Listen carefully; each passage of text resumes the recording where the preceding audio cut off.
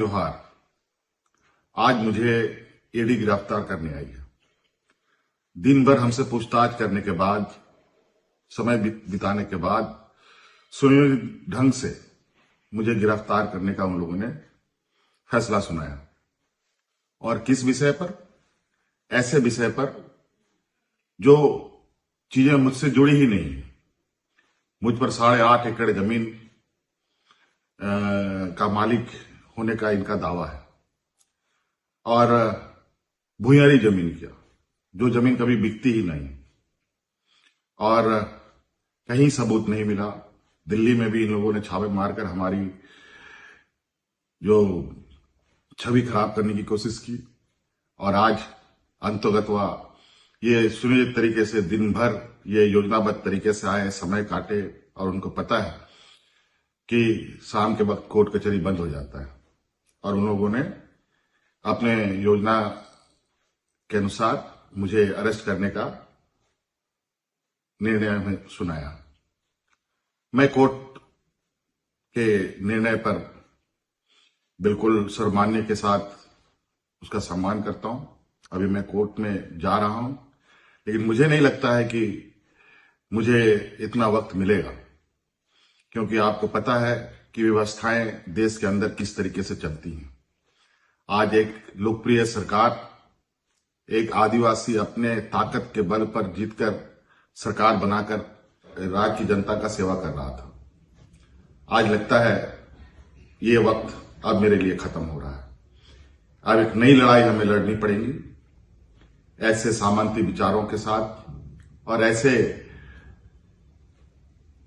तंत्रों के साथ जो निर्दोष लोगों को, गरीब, निरीह, आदिवासी, दलित, पिछड़ों के ऊपर जो अत्याचार करते हैं, उनको मजबूत भी करेंगे और उनके लिए संघर्ष भी करेंगे।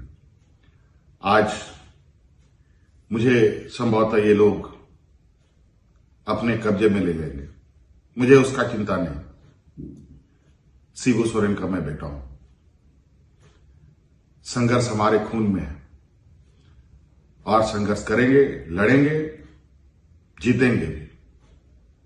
और जिस मंसूबे के साथ आज मुझे अरेस्ट करने का इन लोगों ने निर्णय लिया है, और आपको हम बता दें, बड़ा आश्चर्य की बात है, अभी मैंने जिस जमीन को लेकर उन्होंने मुझ पर आरोप लगाए और मुझे अरेस्ट कर रहे हैं, जहां पर दूर दूर तक मेरा कोई भी नाम कहीं से नहीं, बल्कि जो लोग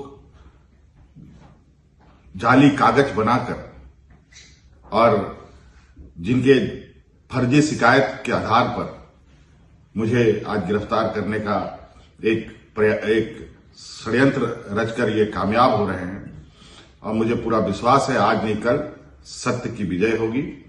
साथियों, समय मेरे पास बहुत कम है, बहुत कम समय में ये मैं वीडियो बना रहा हूं। एक जो अभी हाल में राजनीतिक षड्यंत्र का शिकार बिहार हुआ है, अब ये दूसरे राजनीतिक षड्यंत्र का शिकार झारखंड को बनाना चाहते हैं।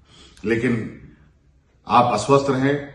हेमंत सोरेन झारखंड के हर एक व्यक्ति के दिल में है, हर एक नौजवानों के दिल में है, हर एक बुजुर्गों के दिल में है, हर एक बच्चों के दिल में रहेगा। और जिस तरीके से बूढ़े बुजुर्ग की सेवा करते हुए, नौजवानों को रोजगार देते हुए, अपने महिला सशक्तिकरण को लेकर हमने काम किया, रोजगार सृजन को लेकर काम किया, वो एक लंबा इतिहास लिखेगा। एक लंबा लकीर के रूप में मैं इसे आज संभवतः ये इस लकीर को और ना खींचने दे मुझे।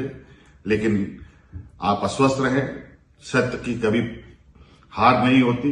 ये मुझे जरूर थोड़ा विचलित तभी करने का प्रयास कर रहे हैं, लेकिन ये बहुत ज्यादा दिन तक चलेगा नहीं।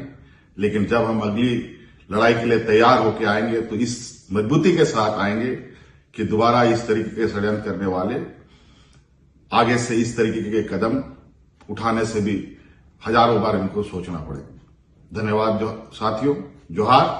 और कल सुबह अखबार के माध्यम से, टीवी चैनलों के माध्यम से संभवतः आप सब लोगों को इस बात की खबर होगी कि आज हेमंत सोरेन गिरफ्तार हो गया और हमारे जो विरोधी लोग हैं वो अपने नापाक इरादे पर जो अभी कामयाब हो रहे हैं, इस पर अपना पीठ थपथपाएंगे। और मैं जानता हूं झारखंड की जनता काफी संवेदनशील है और कर्मठ है और हम अपनी ईमानदारी के साथ अपनी लड़ाई को जारी रखेंगे और मैं उम्मीद करता हूं कि हमारी इस लड़ाई में आपका भी पूरा सहयोग मुझे प्राप्त होगा। धन्यवाद।